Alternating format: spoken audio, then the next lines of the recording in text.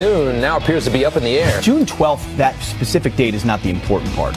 The important part is the right terms and then coming to the table for the right reasons. 4 teenagers accused in the murder of Baltimore police officer Amy Caprio. She's the 26th officer killed this year alone. Police are here to help us and not hurt us. We need to stand by these officers, salute them, and merely say thank you. President Trump said to visit Long Island today. It's a hot spot, sadly, for MS-13 violence. We have him watching our back now. He's supporting our enforcement efforts, but we can also use some funding now from D.C. A 30-year-old man is ordered to move out of his parents' house. A judge ruling Michael Rotundo must immediately leave the home in New York State. Rotundo plans to appeal and reportedly went right back home after court.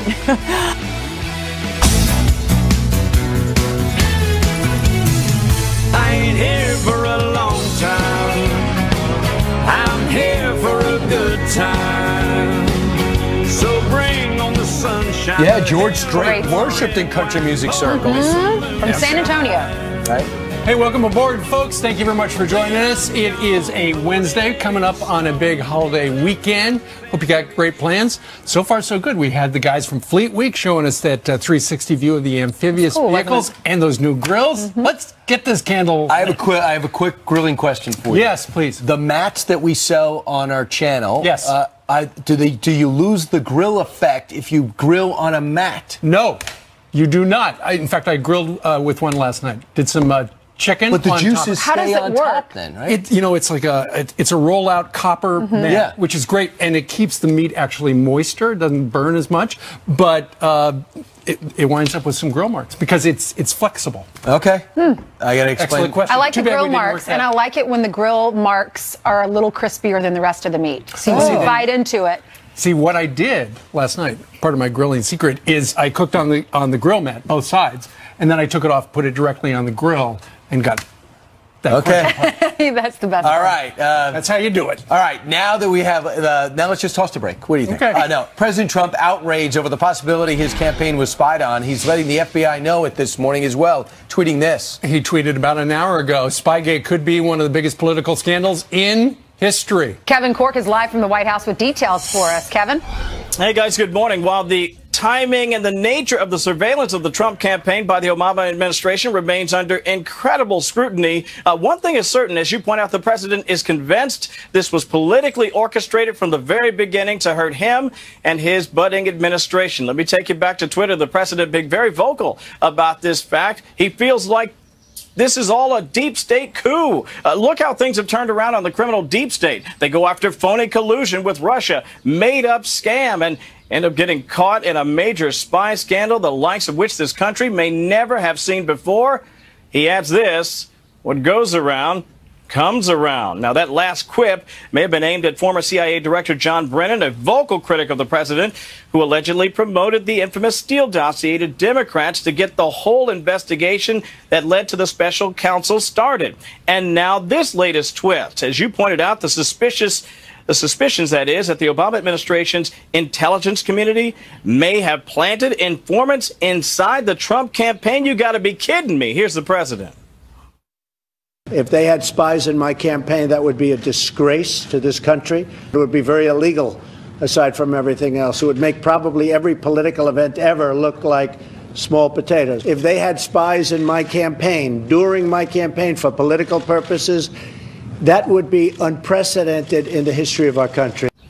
There are a myriad of investigations ongoing on this topic. Most notably, the DOJ IG Inspector General is looking at it. Not a second special counsel yet, but that could certainly change, guys. But for now, back to you. Don't forget the president in the Empire State today, heading over to Long Island to talk about MS-13 on a roundtable discussion. Back to That's our next topic. Kevin, thank you very much. Thanks, Kevin. It's just, the president's outraged in that the intelligence community is speaking about, they were worried in 2016 about what was going on with Russia trying to infiltrate our elections. So they seem to have targeted the Trump administration. Their line of thought was, we'll get some of the people that are on our payroll, perhaps, and at least one person, and we'll have them talk to 3 people. There were 4 people that we know they're involved in the campaign and see what they get. And now when it comes out, they didn't come out and make that transparent early. Now that they're caught, they're trying to get ahead of the story all last week. It's so weird to think about. If somebody was going to put a spy into a president's campaign, it would be the Russians, right? It would be the Russians putting somebody in, not our own FBI. Well, James And Clapper that's says why that the president should be happy about it, that there was someone inside keeping tabs spying on and the making Russians. sure the Russians weren't trying to interfere. That's right. That's some good spin. And the best line he had to Joy Behar is, I don't like to use the term spy. Really? You're the director of national intelligence for 8 years, and you don't use the word spy. It's like Tom Brady going, I don't like to use the word football. But he said they were there to spy on Russian meddling. Meanwhile, we heard just a moment ago Kevin Quirk talking about how the President of the United States will be leaving from Joint Base Andrews this afternoon. He's going to fly up to JFK and then chopper out to Nassau County. Bethpage essentially getting an update on the war against MS-13, that violent gang that we've heard so much about. They're so violent. When you read what they have done to these individuals out in your neck of the woods, out in Long Island where the president's going to be, you went out probably a year ago with some of the police officers there to tell us about the story of those two families that lost their daughters. They eventually were sitting at the Hill during the President's State of the Union address, those parents. So you probably remember them. They've been on our show. But what they did to their little girls, MS-13 brutally murdered them so badly that the parents couldn't even, the police officers couldn't even recognize these girls. They had a hard time identifying them. So you got them in Suffolk County, you got them in Nassau County. A lot of them came across during that surge during the Obama administration. They were placed in temporary homes, sponsor homes in working class areas. As minors. And people they don't even know. And they went and just feasted on the working class communities.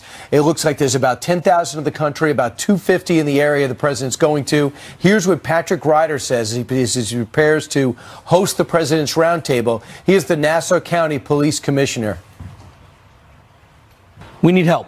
When we have 40% of our homicides, and we had record low homicides last year, 40% are MS-13 related, and out of that 6 that they committed, 4 of them were butchered with machetes and buried into graves, shallow graves that the families can't not only identify but can't find. We need that support from the president. We have him watching our back now. He's supporting our enforcement efforts, but we can also use some funding now from D.C. And it's that kind of description with the butchery that led the president of the United States a couple of days ago after a sheriff from Southern California asked him a question about MS-13, where he referred to members of MS-13 as animals. Of course, a number of news outlets quoted that out of context. But nonetheless, don't be surprised if the president uses the expression animals today in comments you will see later this afternoon right here on Fox. It's so funny, too. Ironic that somebody's going into prison, I believe, today or tomorrow from MS-13, whose nickname is Animal. He wants to be called Animal. Yeah. I believe he murdered 2 people. Right. Wow. And they like to cut out body parts first. It's terrible. Anyway, you will see the president live here in the Empire State later, but right now it's time to see the news, and Jillian joins us live. I'm not used to seeing you from this side of the studio. Good morning. How is everyone? Good. Good. Excellent. Just as good on this side as that As the other side? Yes. Good to know. Thank you very much. Let's get you caught up on some of your headlines now, starting with this. A 16-year-old called a one-man crime wave with a long record is charged in the murder of a Baltimore police officer. Prosecutors say Dante Harris was in the getaway car for 3 other teens who were burglarizing a home. When Officer Amy Caprio approached the stolen Jeep, Harris hit the gas, driving over her. All 4 teens later caught. Officer Caprio, a 4-year veteran of the force who was once named Officer of the Month, leaves behind a husband. She is the first female Baltimore officer to die in the line of duty. A live look outside of Santa Fe High School, where teachers are heading back for the very first time since Friday's deadly shooting. Classes will resume next Tuesday. Meantime, Texas Governor Greg Abbott is kicking off day 2 of his roundtable discussions tackling gun regulations and mental health. And Houston Texans star J.J. Watt seen visiting victims in the hospital. He's offered to pay for the funerals of the 10 people who died. A desperate search for answers after a plane crash lands, slides off the runway, and breaks in half. And miraculously, everyone on board survived. Take a look at the incredible video showing the passengers climbing out of the wreckage in Honduras as Good Samaritans sprayed the smoldering plane with foam. The private jet had just arrived from Austin, Texas, with several Americans on board. This airport, surrounded by mountains, is known for its extremely difficult runway. Fallen, not forgotten, a message honoring our heroes spelled out with American flags. 50 volunteers planting 10,000 flags at the University of Phoenix ahead of Memorial Day. When the flags are removed, they will be donated to local veteran cemeteries. Isn't that beautiful? That is great. And then you got the news with the Ace Hardware. They're giving away 1 million flags as well. Yep. Very patriotic. Yes. Tell me if Jillian. thanks a lot, Jillian. Tell me if this ever happened to you. You have a kid, and he won't leave. Not like a 5-year-old kid or a 10-year-old kid. He's not really a kid anymore. A 30-year-old man won't leave the basement. Absolutely, a grown man. There's a story. In fact, the headline. Here's the headline in the New York Post today.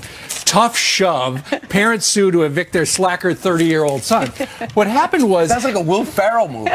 They asked nicely for, There he is on the left. You really need There are the parents on the right. You need to leave, and he just never left. He lived in the house for 8 years. He did move out of the house for, I think, a year and a half. But it's scary out there. At which time he had a child, and apparently the parents were interested in seeing the child. This guy has not had a job, although he is apparently suing Best Buy for $300,000. Of course he is. They wanted him to work on a Saturday. but here's Heaven the thing. forbid. The reason that video we just showed you is of them in court is because the parents had to sue the kid to get the heck out of the house. I know, because he looked up the law and he said, I really have 6 months, I think he said, to abandon the house, and it hasn't been 6 months yet. They wrote him a note and they said, son, you got to get out, and you have 2 weeks to get out. All right, so here's what some of the things that you're saying. 18 is the age you either move into a college dorm or military barracks. Love that. It's not rocket science. Good. That's from Lon. Nick tweeted out the judge should have thrown it out and told them to settle it like a family. The courts have better things to do than deal with this nonsense like this. And then Mike says the parents raised him to be the way he is. Brian, you said that earlier. Well, the thing is, too, if you do the wash and you feed them and you provide free rent, you don't even pay electric, why would you leave if you have no ambition that you could see? Should we get Anthony Robbins into that basement to give him short and long-term goals? You got to feel for the parents, though. They obviously were nurturing him, but apparently, he never got the message, and there are so many people who are of that age who don't ever want to leave the basement. So, again, if you're parents out there and you don't want this to be you, if you have a 2 or 3-year-old, the kid asks for a bottle. Get your own bottle. I just feel sorry for if he ever gets married. I feel sorry for her. Right. He's not going to lift a finger. He's not going to work. Right. He doesn't want to work on a Saturday. Right. Man, oh, man. And you said he had a kid? And that's why the parents wanted to They would like see the some grandson? visitation. He lost custody of the child. Why?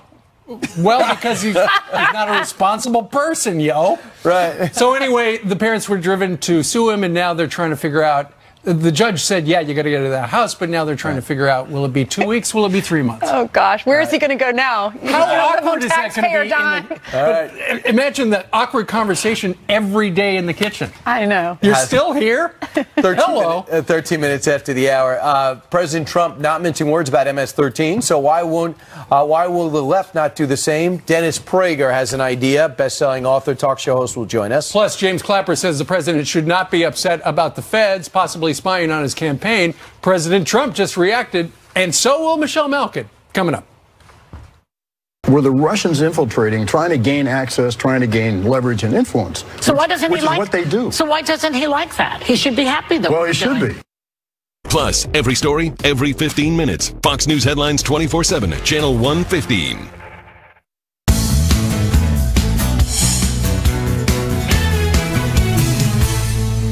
These are animals. They're coming into our country. We're getting them out. They come in again. We're getting them out. We need strong immigration laws. We have the weakest laws in the entire world. So when the MS-13 comes in, when the other gang members come into our country, I refer to them as animals. And guess what? I always will. That's the president calling members of the dangerous MS-13 gang animals. But the left and the media won't do the same thing. Our next guest wrote an op-ed in response to Washington Post columnist E.J. Dionne Jr., who wrote this. It's never right to call other human beings animals. It's not something we should even have to debate. No matter how debased the behavior of a given individual or group, no matter how much legitimate anger that genuinely evil actions might inspire, dehumanizing others always leads us down a dangerous path. Here with why the left won't call anyone animals is radio talk show host and founder of Prager University, Dennis Prager. Hey, Dennis, thanks for being with us. Thank you for having me. I'm smiling. It's not a funny topic. I'm only smiling because I have a choice. I could smile or cry. It's so convoluted what he wrote that I had to write my column on the subject. There's something wrong with us if we can't call such people animals. It's literally the opposite of what he said. Why he wrote it, though, I understand. There are two big reasons. First, the left has a problem with evil. They don't hate evil. Leftism hates people who fight evil. That is why when Ronald Reagan called the Soviet Union an evil empire, they attacked Ronald Reagan. They didn't attack the Soviet Union. They have a big problem with calling evil evil. And the other is this: they like to feel good about themselves. Oh, I am noble. I won't use such language. But that's absurd. That is the way the human species says, you know what? You have done things that are so awful that you have disqualified yourself from our group. That is our way of maintaining that the notion of human is not a biological term, but a moral term. If you talk to the parents of those two young girls that were brutally murdered out on Long Island, they couldn't even recognize these young girls. They were chopped up with machetes. I wonder what their parents would call these MS-13 gang members. Why is the left, why won't they call them, why are they so afraid to call them animals? Well, for one thing, I bet you if Barack Obama had called them animals, this piece by E.J. Dionne in the Washington Post never would have been written. This is just another way in which the theory is, if we can attack President Trump, we will do it in any way we can. And I don't believe they ever would have written this had Barack Obama said that. But but here's the irony. Donald Trump's moral compass is much more steady than the Washington Post columnist's is. That's the irony of this. With all his sins and with all his shenanigans and with all his exploits or sexploits, he has a moral compass that's clear. All right, this is what these people are. Go read the op-ed, Why the Left Won't Call Anyone Animals. More Fox and Friends straight ahead. Thanks, Dennis. In an era of online retail where everything is just a few clicks away, Quick headlines out. President Trump tweeting this morning on the China trade talks. He writes this, quote, "Our trade deal with China is moving along nicely, but in the end, we will probably have to use a different structure, and this will be too hard to get done and to verify results after completion." This comes after the president told reporters he was not satisfied with how the trade talks were going. And moments ago, the president tweeting again. Big legislation will be signed by me shortly. After many years, right to try and big changes to Dodd-Frank, right to try on experimental drugs, too. And that's what it means. The new legislation rolls back banking regulations that Republicans say hurt businesses. And the right to try legislation allows patients to get medications not approved by the FDA to do this thing called Survive. The president is expected to sign both into law before the weekend. Good job, Congress and the president there. Meanwhile, it is estimated that 20 veterans die from suicide each and every day. That staggering statistic that one charity hopes to change one service dog at a time. That's right. This is Miss Molly. Our next guest joins us with his story of how being paired with the service dog, Molly, gave him his life back after PTSD. And he joins us right now with Canines for Veterans ambassador and Air Force veteran Adam LeGrand joins us right now with his service dog, Molly. Adam, good morning. What do these dogs and the training do to prevent the suicides among those who serve?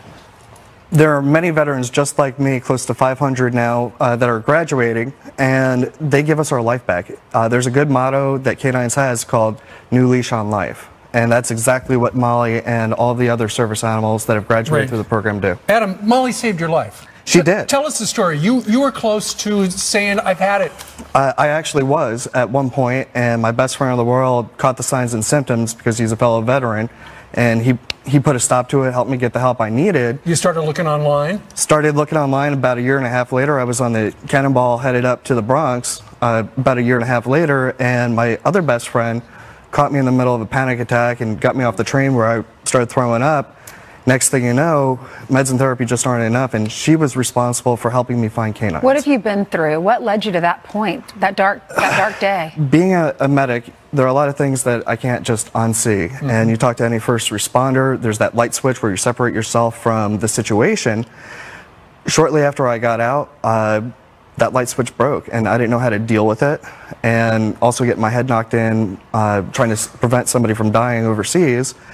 And it just became too much. And I had that bravado where I didn't want to be that guy and be weak and not get help. And when I had my meet your maker moment, I decided to make some changes, and that's what K9s has done to help me. Okay, so so you found it online. This is a program actually started by a military mom. You went through the training. You were eventually paired with Molly. What does Molly allow you to do that you couldn't do without her? Well, for instance, my daughter was a competitive gymnast for a couple of years, and I couldn't go there, let alone go into my children's school. Too many people around. Too many people. Just couldn't do it. And, I'm proud to say that, as soon as I got Molly, several weeks later, I started going to as many competitions as I could. Wow. And, I even survived just recently the Virginia National Championship. Wow. Is it the act of taking care of something else and having that, the dog take care of you? Well, with that aspect, Molly has to go to the bathroom. So she gets me up and out of the house on those days that we just don't want to get out. And with having post-traumatic stress, it's not just a morning or an afternoon. It could be a week. But also having Molly that will watch my back, unconditional love and support, and she literally watches my back anytime I'm at an ATM or a cash register. You say rescue a dog to rescue a warrior. Yes, ma'am. She rescued you. She really did. And she gave your daughter a daddy. She did, and my son as well. And these are all rescue dogs. They're all rescues, and so this way it's literally taking a dog out of a kill shelter. If people are watching and they're in your state that dark day, what do they do to get a dog like Molly? Well, all you got to do is go to k9sforwarriors.org, follow on social media, get in contact. There's even a web-based application to apply for a service animal, and there is a little bit of a wait list, but knowing that there's a dog at the end of the tunnel is what got me through that 15 months. And there's a lot of dogs in shelters that could use a home. Yes. Absolutely. And this dog was in a shelter, and this dog saved your life. She did. All right. Unbelievable. If you would like more information, there's another website. It is canines.bayer.us, because Bayer is one of the big sponsors. And B-A-Y-E-R. Bayer, correct. All right. All right. Adam. Thanks, Adam. Real nice to meet you. Thank you, Adam. Molly, don't move a muscle. He doesn't listen to you anyway, Steve. You listen to Adam. All right, she does. Meanwhile, James Clapper says the president should not be upset about the feds possibly spying on his campaign. Here's why. Were the Russians infiltrating, trying to gain access, trying to gain leverage and influence? So why doesn't he like what they do? So why doesn't he like that? He should be happy though. Well, he should be. Yeah, he really should be. Yeah. Michelle Malkin here to react. See if she's happy. Plus, this golfer kissed the trophy after winning a big tournament, but what happened when he tried to kiss his girlfriend? Well, that's rough. Yeah.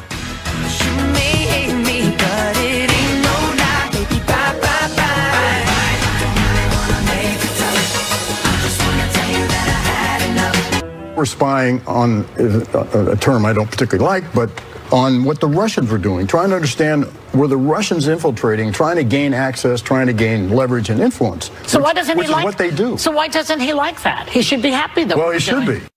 Let's bring in Michelle Malkin. She's the host of Michelle Malkin Investigates on CRTV. Hey, Michelle. Hi. Hey, should the president be happy that there was a spy inside to make sure the Russians were doing the right thing?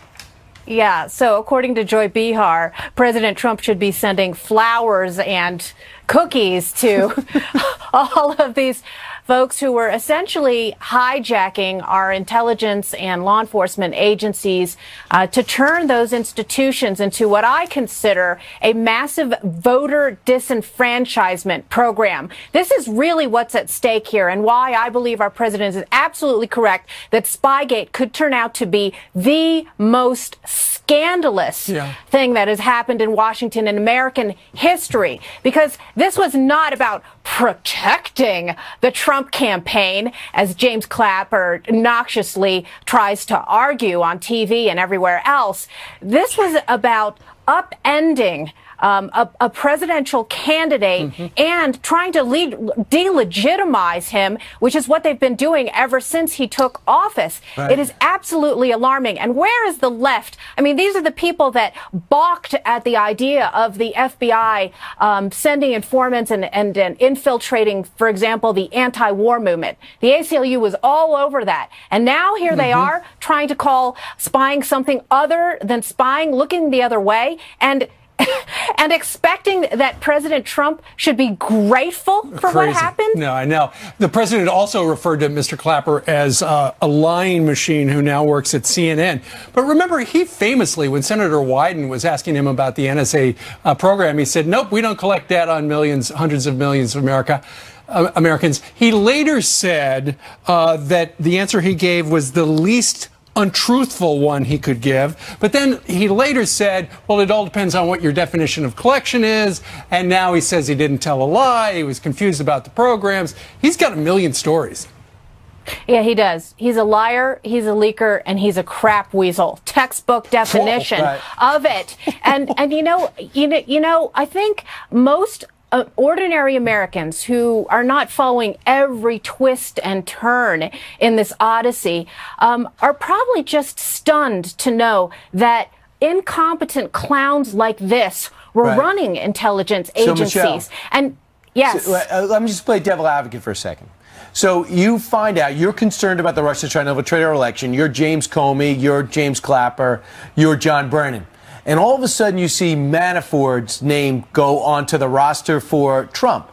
And then comes Carter Page, go to the roster for Trump. And then Papadopoulos comes out. So they have tangential type of links with the Russia or Ukraine in that area. So they decide to put someone in to try to hear what's going on and try to elicit the information that they bring to the campaign. Does that sound logical to you? Well, congratulations, Brian, on doing your best to play devil's advocate there. But this is not what this was about. As I said the other day, the reason why this is so problematic and such a danger and a menace to our constitutional republic is because this was a conspiracy between the police state, the Fourth Estate, and this criminal deep state that had at its goal not to protect American safety and sovereignty, but to bring down a presidential candidate. This was specifically about targeting candidate Trump and now President Trump, and they have not yielded. They will not stop until they tear this country apart. Well, obviously, if they wanted to, the three names, Brian, you gave, they undoubtedly all had their phones tapped. You know, the NSA can surveil that kind of thing. We don't know for sure that that has happened, but we know that a FISA warrant was obtained for Carter Page a number of times. And suddenly, Michelle, when the president over a year ago tweeted out, well, you know, I was wiretapped, now you're starting to see where that came from. Yeah, and see, here's the difference between the Bush years and the Obama years. And remember that the left was up in high dudgeon, and the New York Times was leaking like a sieve, using all of these sources to bring down the Bush administration when it was using these kinds of programs for legitimate purposes to try and protect us from terrorism. And what happened is it morphed into a program where our intel and law enforcement agencies were hijacked for partisan purposes. And the fact that you have Clapper on CNN and Brennan and all of these bilious blabbermouths, as I call them, it is conduct that is unbecoming of people who were once in charge of our intelligence agencies that were meant to protect American citizens. Well, something about the investigation is hitting a nerve because Brennan's unhinged. Clapper seems desperate and more befuddled than usual. And we'll see who else. James Comey suddenly has disappeared. Michelle, thanks so much. Thanks, Michelle. You bet. Take care, guys. All right, Jillian has some headlines for us. Jillian? That's right. Good morning to you at home as well. Let's get you caught up, starting with this. Sharing secrets with an empty seat. Hundreds of congressmen called out for skipping a classified briefing on election meddling. Less than 50 of the 435 House members showing up to learn about threats from Russia, China, and Iran from intelligence chiefs. The Democrats have made this such a big issue and have asked for this briefing for a long time. And we finally schedule it, and it's classified, and, 30 members show up. Every non-retiring House member is up for re-election this year. Take a look at this insane body cam video showing the moment a sheriff's deputy is hit by a car.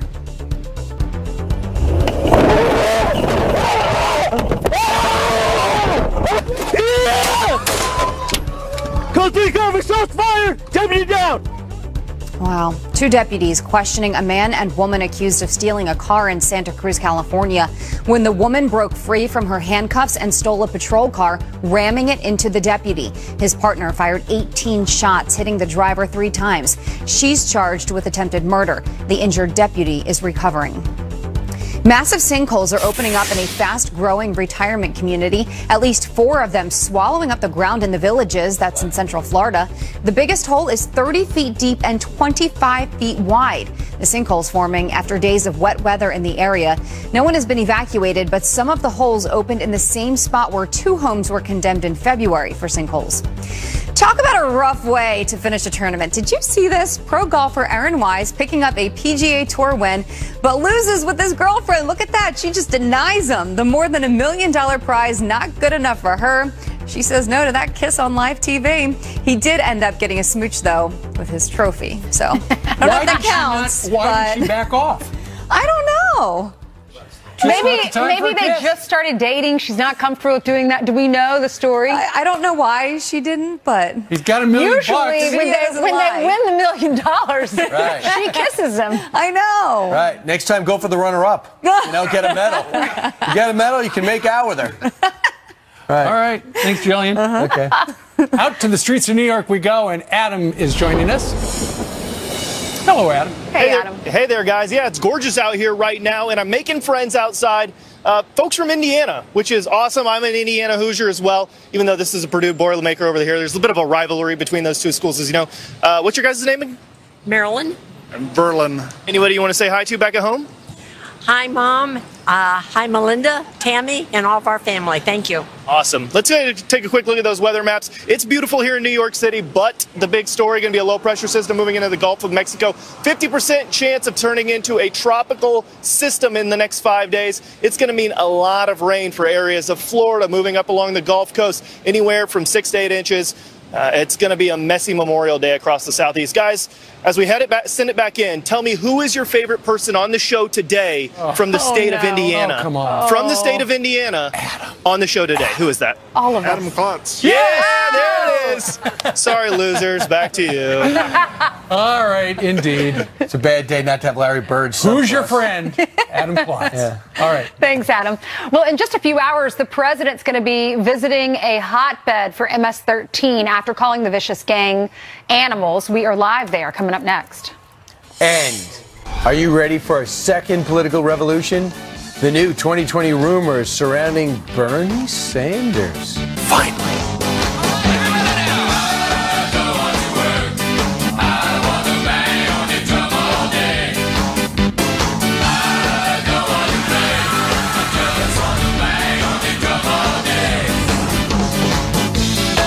You'll need this. That contains the answers to the... Democrats win in the House in November. Every member of the House is accorded the opportunity to bring up impeachment. I think that there's a good likelihood that there will be articles of impeachment. The Democrat from Texas has introduced 2 articles of impeachment that failed on the House floor. And will Bernie Sanders soon be pushing his political revolution into the 2020 election? The Vermont senator's family spokesperson fueling some new rumors. Jeff Weaver telling Salon magazine, quote, Bernie Sanders is an extremely energetic and vigorous person and has more energy, I would say, than people half his age. His new book, How Bernie Won, concludes with, quote, Run, Bernie, run. But would he run as a Democrat? The problem is he's not a Democrat. Yeah, they should have stopped him. President Trump heading to an MS-13 hotbed today. He's going to tackle gang violence. He's going to have a roundtable. His visit to Long Island comes hours after a gang member nicknamed Animal sentenced to 40 years in prison for the murder of a teenage boy. Brian Yennis is live in Bethpage, New York, with more on what we can expect at today's forum. Brian? Good morning, Ainsley. Well, today marks the second time in less than a year that President Trump will have visited Long Island here in New York to discuss MS-13. He'll be hosting a roundtable at 2 p.m. with about 14 others. That'll include victims' family members, Republican congressmen, as well as local police commissioners. Now, Long Island is a hotspot for MS-13. There are some 10,000 members in the U.S., 2,000 of them live here. And under Trump, MS-13 arrests are way up. In fact, last year, ICE arrested 796 MS-13 members. That's the highest number in 9 years. Earlier, Nassau County Police Commissioner Patrick Ryder said the president is making a difference. Need that support from the president. We have him watching our back now. He's supporting our enforcement efforts, but we can also use some funding now from D.C. Meantime, as you mentioned, a notorious MS-13 member nicknamed Animal was sentenced to 40 years in prison yesterday. 23-year-old Joel Martinez admitted to killing a 15-year-old boy as his initiation to get into the gang. Expect the president today to call these MS-13 gang members animals once again, despite objections from protesters who will be here starting at 10 a.m. Guys? That would be, thank you, Brian, that would be as the president quadruples down on the term animal. Right. And I had someone just email me and say it's wrong to say it's not fair to animals to call them animals because animals kill to eat. These animals just kill to murder. Stay tuned. You'll see the president live in Bethpage this afternoon. My turn to read now. Backed by popular demand, your favorite story of the day. A 30-year-old Yes, it is. kicked out of his parents' house. Your emails are pouring in. Pouring in. We can't They wait had to to read go them. to court to get rid of them. Meanwhile, Bill Hemmer joins us. Bill left the house when he was 32. Mom How and Dad old were were like, you? out of here, man. You gotta go, son. Is that How kid's old were name? you? Me? When you I 19. Yeah. You left at college. Normal. Yeah, right on. I are think normal. that kid's name is Brian, isn't it, Steve? Brian, get out of the house, man. I will We're try. tired of you. Yeah, that's what my wife said this morning. Right. I don't doubt it. Just today, though, right? Good morning, guys. In a moment, Mike Pompeo about to speak. What will he say about the state of the Singapore summit? We're watching that. The president warns the biggest scandal in history. We'll tell you who is coming to the meeting at the White House to talk about that. Big hearing on the state of ISIS today. Jack Keane from the Hill, Hogan Gidley from the White House, David Bossie, Sean Spicer. Come join Sandra and me. We'll see you in 10 minutes. Top of the hour on America's Newsroom. .com.